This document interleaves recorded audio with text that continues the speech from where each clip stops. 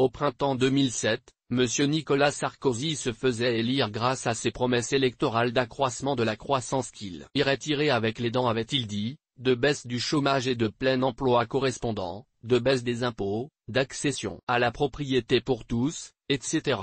Qu'en reste-t-il aujourd'hui? La crise, qui commençait déjà aux USA lors de l'élection, s'est propagée au monde entier, y compris la France, où elle a fait chuter la croissance et l'emploi. Le monde a basculé de la surchauffe économique accompagnée de son inflation, notamment des matières premières, au ralentissement de la croissance et à la chute de ces mêmes matières premières. Tous les pays, qu'ils soient matures ou émergents, se sont mobilisés avec leurs banques centrales pour relancer leurs économies. Les pays émergents ont vu leurs économies être à nouveau en surchauffe et ont dû à nouveau les refroidir, notamment par la réduction des liquidités. Les pays matures, quant à eux, ont connu une légère remontée de la croissance qui s'est rapidement essoufflée. Puis est survenue la crise dite grecque qui a tout remis en question dans les pays matures. On a ainsi d'un côté les pays matures dont le ralentissement contribue au ralentissement de la croissance mondiale qui échappe ainsi à la surchauffe, et de l'autre côté les pays émergents qui peuvent ainsi redoubler de croissance, sans que la croissance mondiale devienne excessive et fasse à nouveau flamber les matières premières. La France fait partie de ces pays matures, mais elle se distingue à sa façon. Malgré que sa situation soit peu brillante,